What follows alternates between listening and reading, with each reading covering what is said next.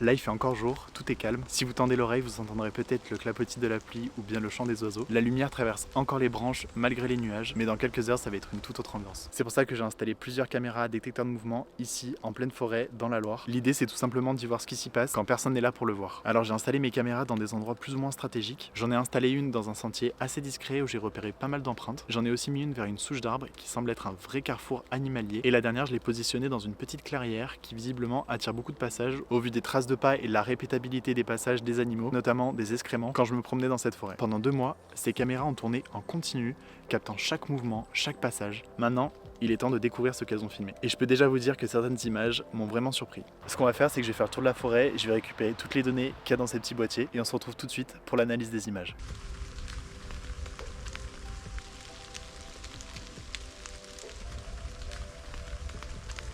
Bon là ça se voit pas, mais quand je viens récupérer les images, j'ai toujours avec moi mon petit sac à dos où dedans je mets du matériel comme l'appareil photo, la GoPro, une lampe, mais aussi ma tablette et de quoi lire des cartes SD des caméras directement sur place. Ça me permet déjà de voir s'il y a eu beaucoup de déclenchements ou pas, et ensuite d'ajuster la position de l'appareil si besoin, de modifier certains réglages comme la qualité de l'image ou encore la fréquence des déclenchements, surtout si comme moi vous avez configuré vos caméras en mode photo et vidéo. Dans ce format je vous montrerai uniquement les extraits filmés, mais il y a aussi pas mal de photos intéressantes et celles qui valent le coup je les posterai sur mes réseaux. Pour filmer tout ça dans la forêt, j'utilise 3 caméras Iseeker 600. Elles captent les mouvements de jour comme de nuit et donnent des images plutôt correctes pour ce type d'appareil. J'ai eu l'occasion de tester plusieurs modèles de caméras comme celle-ci, et si ça vous intéresse, je pourrais faire une vidéo pour vous donner mon retour sur celle que j'ai utilisée, les points forts et les limites de chacune, et pourquoi je trouve que celle-ci est une bonne option pour commencer.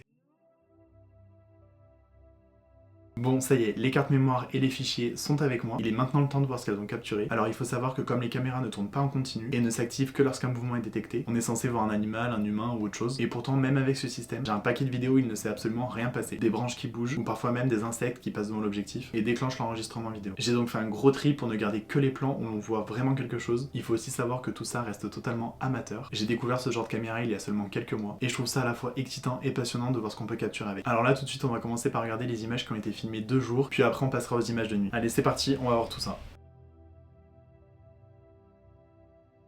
Voilà les premiers visiteurs de la clairière, une petite famille de sangliers, 2 adultes et 3 jeunes qui ne sont plus vraiment des marcassins, mais pas encore totalement des adultes. On pourrait dire qu'ils sont en pleine adolescence. Ils sont en train de fouiller le sol, probablement à la recherche de glands, de racines ou d'insectes cachés sous la terre. Ce comportement de fouillissage est essentiel pour eux, mais aussi pour l'écosystème, car il aère le sol et participe à son renouvellement. Si on regarde bien, on voit qu'ils sont toujours en groupe. Les sangliers sont vraiment des animaux très sociaux. Petite intrusion surprise d'un chien de chasse. Vu sa posture et son attitude, il est sûrement en train de suivre une piste. Ces chiens sont entraînés pour détecter des odeurs sur de longues distances, et ici il a peut-être capté l'odeur des sangliers qui était juste là avant. Ça nous rappelle aussi que la forêt est un espace partagé entre la faune sauvage et les activités humaines.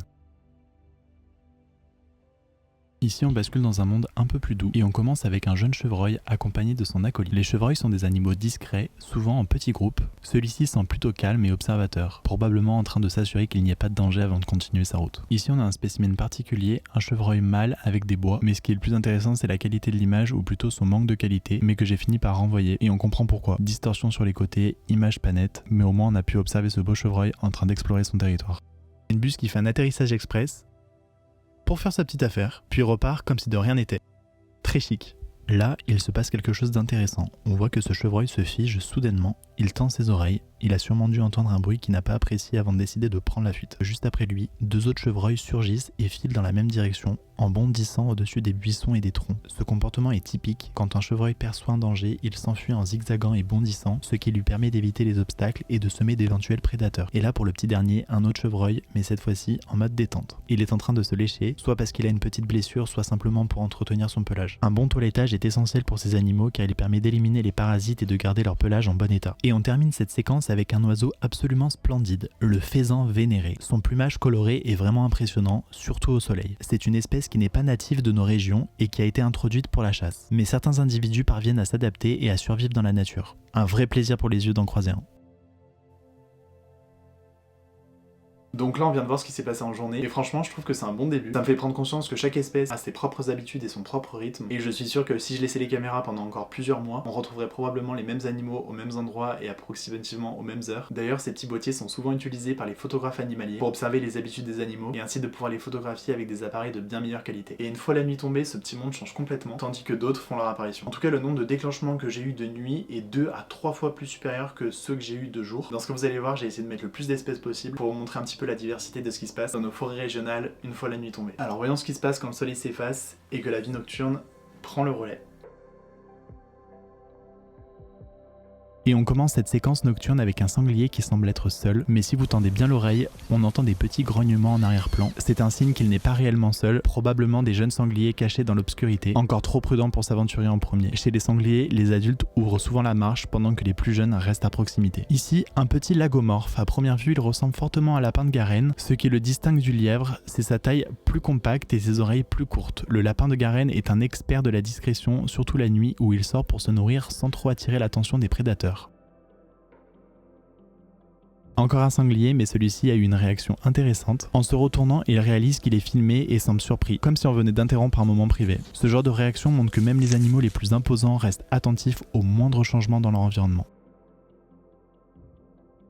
Celui-ci est plus difficile à identifier, mais à en juger par sa silhouette élancée et sa façon de se déplacer, on est probablement face à une fouine. Ce sont des petits carnivores très agiles, excellents chasseurs de rongeurs et opportunistes dans leur alimentation. À voir par sa taille et son allure, je pencherais plus pour une fouine qui est plus grande qu'une hermine et un mode de déplacement plus fluide. Et voilà l'un des rois de la nuit, une chouette. Difficile de l'identifier précisément en l'absence de couleur quand on n'est pas un expert, mais une chose est sûre, ce n'est pas un hibou, car elle n'a pas les fameuses aigrettes, ce sont les petites oreilles caractéristiques des hiboux. Elle pourrait être une chouette hulotte, l'espèce la plus courante de nos forêts. Les chouettes sont des chasseurs redoutables capables de repérer une souris dans un épais tapis de feuilles grâce à leur ouïe exceptionnelle.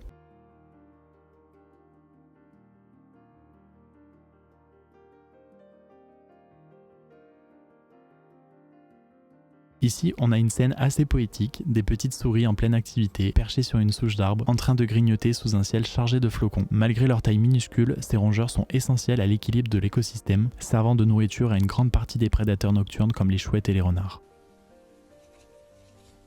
Encore un renard. Est-ce que c'est le même que tout à l'heure? C'est difficile à dire, mais ce qui est sûr c'est qu'il est passé au même endroit. Ce comportement est typique des renards. Les renards patrouillent sur leur territoire, repassant régulièrement sur les mêmes trajets pour vérifier s'il y a la nourriture disponible.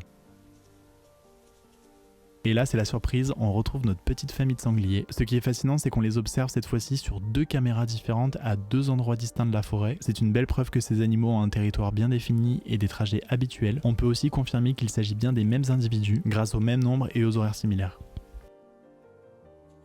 Et voici probablement mon plan préféré de ces 2 mois d'observation. Un renard capturé en pleine nuit, parfaitement centré, avec une posture qui en dit long. Il est à l'affût, en quête de nourriture. La pénombre en arrière-plan renforce cette ambiance sauvage et mystérieuse, et c'est précisément pour ce genre d'image que j'adore installer mes caméras.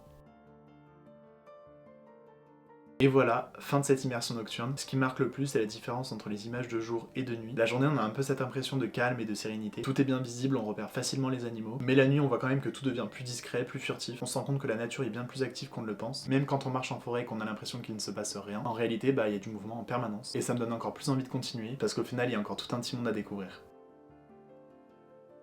Je vais pas vous mentir, je suis vraiment content d'avoir tenté cette expérience. Au départ, c'était juste une idée, une curiosité. Et au final, j'ai découvert une facette de la nature que je connaissais pas vraiment. Ce qui est sûr, c'est que ça m'a donné encore envie d'aller plus loin. Peut-être essayer ces caméras dans une autre zone, voir si je peux les installer près d'un point d'eau, ou carrément les laisser encore plus longtemps pour voir si d'autres espèces apparaissent. D'ailleurs, si vous avez des idées d'endroits où je pourrais poser mes prochaines caméras, dites-le moi en commentaire, ça m'intéresse. En tout cas, si vous avez aimé cette immersion, n'hésitez pas à vous abonner et à mettre un petit pouce bleu. J'espère que ce n'est que le début, et j'ai hâte qu'on se retrouve pour d'autres aventures. À bientôt.